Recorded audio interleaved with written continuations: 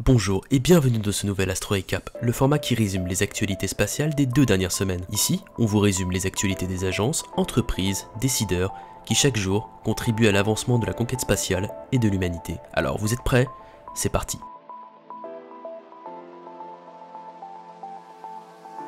Tout d'abord, commençons comme d'habitude par la partie autour du Starship et voyons les progrès excitants qui ont été réalisés ces 2 dernières semaines.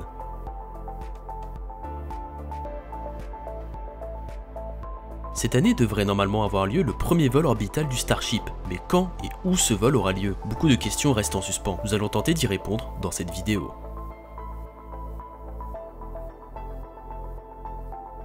Pour commencer, n'oublions pas que la quasi-totalité des programmes spatiaux prennent très souvent du retard lors de leur développement. SpaceX n'échappe pas à cette règle. Par exemple, en ce moment, l'avenir du développement de la fusée la plus puissante jamais construite n'est plus dans les mains de SpaceX, mais dans celle de la FAA. Normalement, le verdict de la FAA devrait sortir fin mars.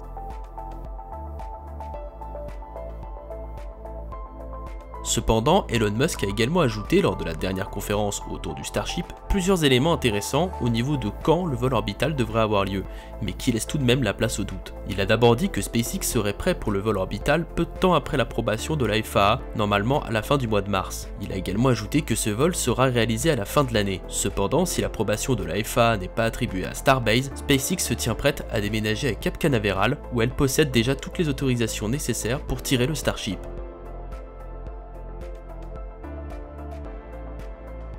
Ces différentes informations nous laissent évidemment assez confus car ces dernières se contredisent, donc nous pouvons imaginer qu'Elon Musk et ses équipes se préparent à tous les scénarios possibles en fonction de l'accord ou non de la FAA. Si la FAA ne donne pas son feu vert, eh bien SpaceX devrait se rabattre au niveau du Kennedy Space Center. Là-bas, de nombreux efforts sont déjà produits et SpaceX possède déjà toutes les autorisations. Elon Musk avait même annoncé pouvoir être prêt en 6 mois pour faire décoller un Starship depuis le pas de tir historique, le LC-39A. Un temps évidemment très court comparé à celui que les équipes de SpaceX ont consacré pour construire le pad orbital A à Starbase, mais l'expérience acquise à Boca Chica devrait donc servir en la faveur de SpaceX pour gagner énormément de temps. Si on suit le calendrier très serré du PDG, nous pourrions voir un Starship décoller depuis la Floride d'ici la fin de l'été, ce qui semble quand même peu probable. Ces dernières semaines, de nombreux progrès très intéressants ont été aperçus au Kennedy Space Center. On distingue notamment des fondations pour la future tour de lancement. Les premiers piliers et socles servant à la construction des différents étages de cet édifice ont également été repérés. Le futur site de production de Starship, au centre spatial Kennedy, continue quant à lui à être entièrement tapissé avant de pouvoir démarrer la construction du nouveau site de production pour la Floride.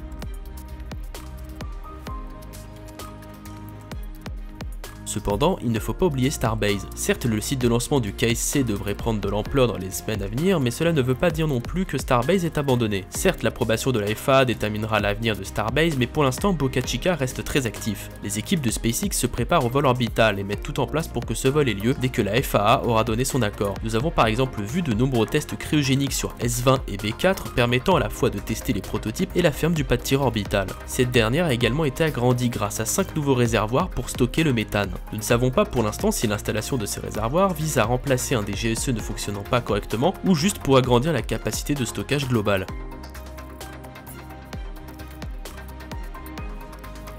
Nous avons également pu voir la finalisation du prototype S22. Ce prototype est un prototype hybride. En effet, celui-ci est composé du corps central de S22 et du nose cone de S21. Cependant, le prototype a été déplacé dans la zone d'exposition à côté de SN15 et SN16 ainsi que de B5. L'avenir du prototype est incertain, mais les chances que celui-ci vole sont très faibles. Toujours du côté du site de production, SpaceX se prépare à passer à la vitesse supérieure de production de Starship. En effet, les tentes de production, le high bay et le mid bay que l'on connaît actuellement étaient adaptés à la phase de prototypage du programme, mais maintenant, SpaceX souhaite passer à l'étape de production de masse de Starship. Pour cela, il leur faudra de nouvelles infrastructures, et cela commence par un nouveau bâtiment d'assemblage, le White Bay. Ce bâtiment est bien plus grand que le High Bay et peut accueillir la construction de 4 prototypes en simultané. C'est un élément essentiel dans ce nouveau processus de production. Le White Bay a reçu les dernières sections de son 5e et dernier étage.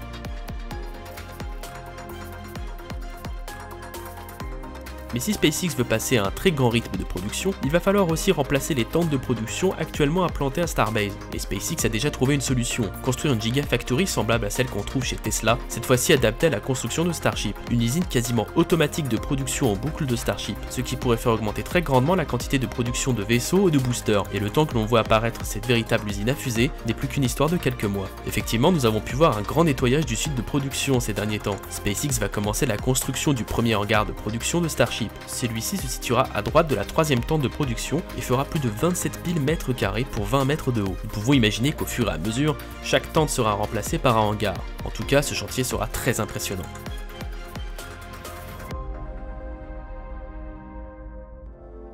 Nous pouvons donc conclure que SpaceX n'est pas prêt d'abandonner Starbase malgré les progrès fulgurants réalisés il y a très peu de temps au KSC. Il ne faut pas non plus oublier que l'entreprise a investi des millions de dollars dans Starbase et que même si le rapport environnemental de la FAA viendrait être négatif, la firme fera tout pour en obtenir un deuxième, même si cela devrait prendre des mois voire peut-être des années.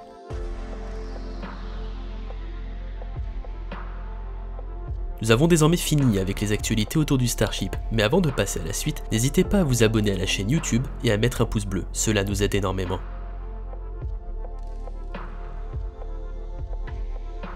Du côté des Falcon 9, nous avons pu assister à 3 lancements Starlink ces 2 dernières semaines.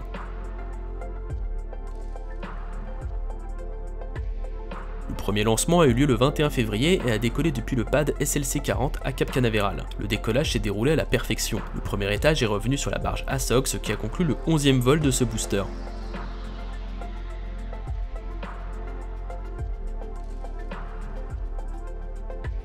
Le deuxième lancement a eu lieu quant à lui le 25 février depuis le pad SLC-4E de la base militaire de Vandenberg en Californie. Encore une fois, tout s'est déroulé comme prévu. Le booster est revenu sur la barge O'Sisley, concluant son 4e vol.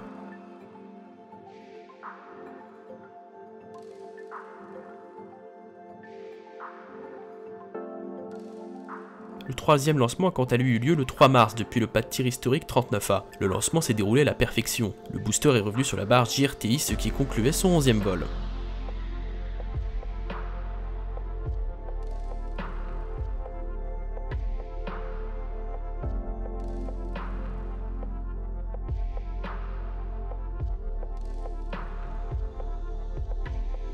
Vous n'avez pas pu le rater dans l'actualité, mais la Russie a lancé une offensive contre l'Ukraine le jeudi 24 février. Le nombre de personnes ayant fui le pays est désormais de plus d'1 million, et on compte plusieurs milliers de morts et de blessés. L'Union Européenne, le Japon, la Suisse, le Royaume-Uni, le Canada et les États-Unis ont décidé de mettre en place de lourdes sanctions à l'encontre de la Russie. Ces événements auront bien évidemment un impact sur le spatial de façon générale, mais surtout sur la coopération entre la NASA, l'ESA et l'agence spatiale russe. Cependant, il convient de rappeler que si ces événements sont impactants pour l'industrie spatiale, ils sont totalement dérisoires en comparaison au conflit aujourd'hui en cours et toutes les vies humaines perdues. Cette chaîne traitant de prime abord d'actualité spatiale, voici les premières conséquences du conflit russo-ukrainien sur le spatial. Très vite, après le début du conflit et les premières sanctions occidentales, Dmitry Rogozin, politicien russe et directeur général de Roscosmos, a annoncé la suspension de la coopération entre la Russie et l'Europe pour les lancements de Soyouz ST depuis le pas de tir de Sinnamary en Guyane française. Les 85 employés russes sur place ont été rapatriés en avion vers Moscou. Ces fusées sont tirées depuis 2011 depuis le département français de la Guyane situé en Amérique du Sud. Les différents acteurs du projet devaient se consulter en 2022 pour décider de l'avenir de celui-ci. Il était très probable qu'il soit renouvelé à nouveau. Roscosmos, Arianespace, l'ESA et le CNES étant tous satisfaits. Roscosmos souhaitait même augmenter le nombre de lancements pour mieux rentabiliser le Cosmodrome. Il s'agit d'un changement très rapide. Il y a 2 semaines, le même Dmitry Rogozin proposait de lancer des vaisseaux habités Soyouz depuis le centre spatial guyanais. Pour l'instant, aucune information n'est donnée. Cette suspension est possiblement temporaire, mais l'avenir de Soyouz ST dépend totalement de l'avenir de la situation géopolitique. Dans l'avenir, si les lancements de Soyouz ne reprennent pas depuis Sinnamary, le lanceur Ariane 62 pourrait le remplacer, mais avec une cadence de tir probablement plus faible. Le satellite militaire CSO-3 a déjà été transféré sur cette dernière. Un autre acteur du spatial fortement impacté par la guerre et les sanctions est OneWeb. En effet, la constellation d'orbite basse qui fournira un accès internet par satellite était lancée par Soyouz depuis son début. Un lancement était prévu pour le 5 mars depuis Baïkonour au Kazakhstan. Cependant, suite à la crise internationale, et alors que le lanceur se trouvait déjà debout sur son pas de tir, Dimitri Rogozin a exigé à OneWeb que le gouvernement britannique vende ses actions dans la société et qu'elle fournisse des preuves de l'usage civil des satellites, menaçant d'annuler le lancement si la société ne remplissait pas ses exigences. Puisqu'il s'agit d'une constellation d'accès à internet par satellite, il est en fait impossible de réellement prouver qu'ils ne seront pas utilisés par une armée, les clients étant libres concernant l'usage. Le conseil d'administration des actionnaires de OneWeb a donc voté pour une suspension des vols depuis Baïkonour. Roscosmos a donc dans les jours qui suivent masqué les différents drapeaux qui se trouvaient sur la coiffe du lanceur, excepté le russe, avant de le retirer du pas de tir 2 jours après. Pour le moment, OneWeb n'a donné aucune information sur la fusée qui lancera dorénavant sa constellation en orbite. 5 lancements étaient prévus cette année depuis Baïkonour. Par ailleurs, la société franco-russe Starsem, filiale d'Arianespace, qui opère depuis les années 90 une grande partie des vols commerciaux de Soyouz depuis les pas de tir de Baïkonour et Vostochny, a annoncé le même jour suspendre tous ses vols depuis la Russie. La mission martienne ExoMars 2022 est incertaine. En effet, une fusée Proton-M devait lancer le rover européen Rosalind Franklin vers la planète rouge en septembre prochain. De plus, la Russie a fourni le module de descente de la fusée. Une décision sera prise prochainement par le directeur de l'ESA, mais le lancement cette année est très improbable selon l'agence spatiale européenne. Le lancement du rover a déjà été reporté de nombreuses fois, il devait initialement être lancé en 2018. Si l'ESA décide de l'envoyer sur un autre lanceur, la mission serait reportée normalement en 2024. Mais si elle change aussi le module de descente du lanceur, la mission pourrait prendre encore plus de retard, sans compter les coûts supplémentaires. Le télescope spatial russo-allemand Spectre RG est à l'arrêt depuis que l'agence spatiale allemande a désactivé temporairement Erosita, un des 2 instruments principaux du télescope. La Russie a également annoncé qu'elle arrêterait toute livraison de moteurs fusées aux Américains. Tous les moteurs RD-180 qui propulseront les prochaines Atlas V d'United Launch Alliance ont déjà été livrés avant cette crise. Ce lanceur ne sera donc pas impacté. On peut cependant s'inquiéter pour le lanceur américain Antares qui envoie vers l'ISS le cargo Sinus et dont le premier étage fabriqué en Ukraine est propulsé par un moteur russe. 2 exemplaires de la fusée sont déjà prêts. Il faudra donc trouver d'ici 2023 une alternative pour continuer de ravitailler l'ISS avec Sinus. Il est aussi très probable que les cosmonautes russes qui doivent partir vers la station spatiale en octobre avec la capsule américaine Crew Dragon s'y rendent finalement via un Soyouz. Cependant, Roscosmos n'a pour l'instant rien communiqué à ce sujet. La seule coopération qui n'a pas encore été touchée pour l'instant, c'est l'ISS. La station spatiale internationale continue comme avant ses opérations, même si certaines expériences scientifiques russo-allemandes sur la station ont été annulées. À part ça, tout se passe sans encombre dans le complexe orbital. Le prochain équipage à rejoindre la station sera normalement Soyouz MS-21 le 18 mars. Une fin de la coopération de l'ISS serait très compliquée et très coûteuse. En effet, le segment russe a besoin de l'alimentation électrique de l'américain et les segments américains a besoin des systèmes de propulsion du russe. Ce sont d'ailleurs les cargos russes Progress qui réajustent l'orbite de la station. Les vaisseaux américains Dragon ne sont pas conçus pour ça et ne peuvent réaliser aucune correction d'orbite. En dehors de Progress, seul le Sinus peut modifier l'orbite de la station. De plus, la Russie ne gagnerait strictement rien à abandonner l'ISS quelques mois après avoir envoyé vers cette dernière les modules Noka et Pritchal. Elle se retrouverait d'ailleurs sans aucun accès à une station spatiale. L'agence spatiale russe a cependant déclaré qu'elle n'a pour l'instant l'autorisation du gouvernement pour exploiter l'ISS que jusqu'en 2024 et que la question de la prolongation de l'accord dans les conditions actuelles les rend sceptiques. Attention, il n'est cependant pas dit que la Russie abandonnera l'ISS en 2024. Des négociations auront sûrement lieu d'ici là, sans doute dans un climat politique moins tendu, puisque la Russie ne souhaitera probablement pas se retrouver sans station en orbite basse. Pendant ce temps, Starlink a livré ses antennes en Ukraine, suite à une demande du gouvernement ukrainien. Elles permettront un accès à internet par satellite assez indépendant de la situation dans le pays. C'est la 2e fois cette année que des antennes Starlink sont déployées dans les pays où le service n'est pas commercialisé, comme le mois dernier suite à l'éruption du volcan Unga Tonga dans le Pacifique, ayant coupé l'accès à internet dans une partie de l'archipel des Tonga.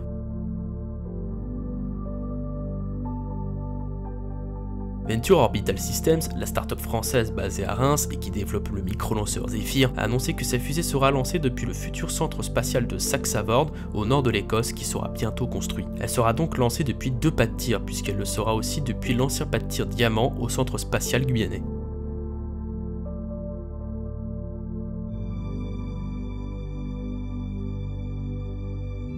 Ce n'est pas le seul pas de tir annoncé ces 2 dernières semaines, car on sait désormais que Neutron, le futur lanceur partiellement réutilisable de Rocket Lab, sera lancé depuis Wallops en Virginie. Cette future fusée aura une coiffe solidaire du premier étage, qui reviendra ensuite se poser sur Terre à la verticale.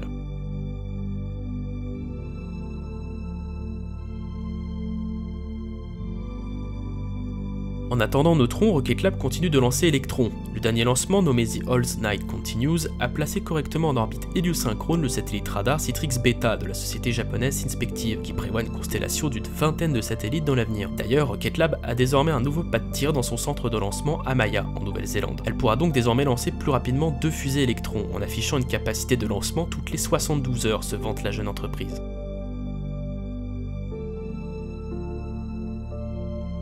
tout début de mois, nous avons assisté avec vous au lancement du satellite météorologique Ghosty de la NOAA vers une orbite de transfert géostationnaire. Le lancement a eu lieu sur une fusée Atlas V en configuration 541 et a été un succès total.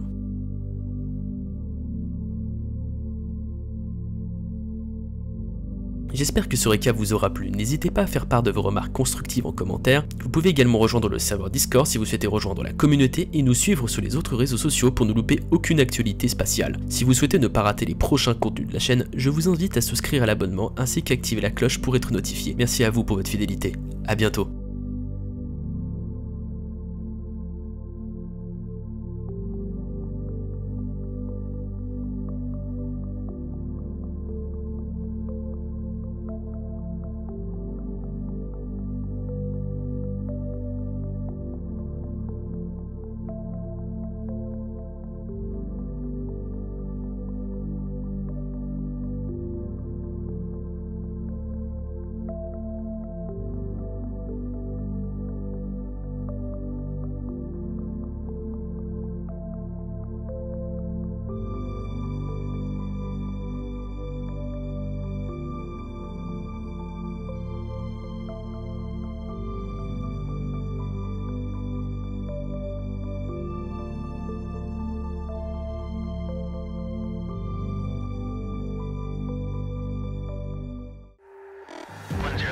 Power radar, contact 7 3/4 miles.